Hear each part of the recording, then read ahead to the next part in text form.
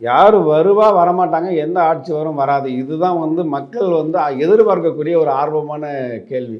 ஆனால் திரு இளைய தளபதி விஜய் அவர்கள், செங்கோட்டையன் அவர்கள், ஓ பன்னீர்செல்வம் அவர்கள், திருமதி சின்னம்மா சசிகலா அவர்கள், தமிழ் மாநில காங்கிரஸ், பாட்டாளி மக்கள் கட்சியில் இருக்கக்கூடிய இரு பிரிவில் ஒரு பிரிவு, தேசிய முற்போக்கு திராவிட கழகம், இவங்க எல்லாமே சேர்ந்துட்டா ஒரு பயங்கரமான ஒரு வாய்ப்பு இருக்குது.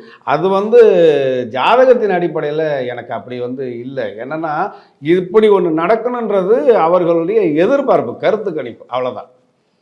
ஆனால் எது எப்படி இருந்தாலும் திரு எடப்பாடி பழனிசாமி அவர்களுடைய முயற்சியும் அவர்களுடைய உழைப்பும் வீண் போகாது.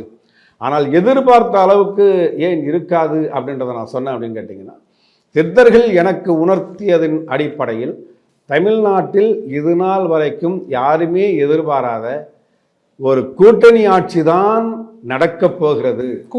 கண்டிப்பாக கூட்டணி ஆட்சி தான் தமிழ்நாட்டில் நடக்கும்.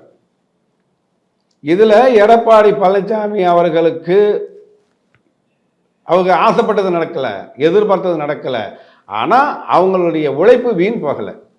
ஆனால் இந்த இடத்துல நடிகர் விஜய் அவர்களுடைய பங்கு பெரும்பான்மையாக இருக்கும். அதே மாதிரி சொன்ன நம்ம வந்து கொங்கு மண்டலத்தை பொறுத்த வரைக்கும் அப்படின்னு சொல்லி பார்க்கும்போது முருகப்பெருமானுடைய பெயர் கொண்டவர், அதாவது முருகப்பெருமானுடைய அவர்கள் கையில் வைத்திருக்கக்கூடிய அந்த ஆயுதங்கள் அதனுடைய பெயரை கொண்டவர்கள், அதாவது வேலு, இவங்களுடைய பங்கெல்லாம் பெரும் பங்காக இருக்கும் அப்படின்றதையும் நான் சில பதிவுகளில் சொல்லியிருக்கேன்.